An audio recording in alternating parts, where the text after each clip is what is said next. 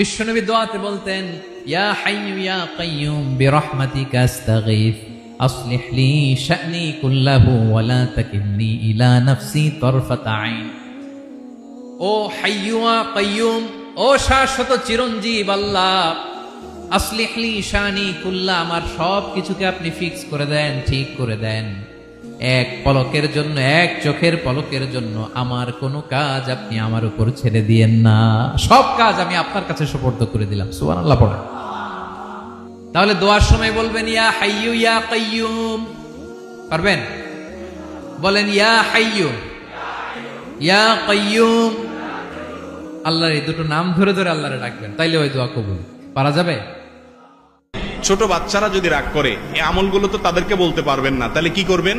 আমল শিখেন, রুকিয়া, পানি খাবার যাই দিবেন বদমেজাজ বাচ্চাদেরকে আউযু বিল্লাহি মিনাশ শাইতানির রাজিম 7 বার পড়ে ফু দিবেন, দিয়ে খাওয়াইবেন, পারলে ছিটাবেন। ইনশাআল্লাহ দেখবেন ওর বদমেজাজি আস্তে আস্তে কমবে।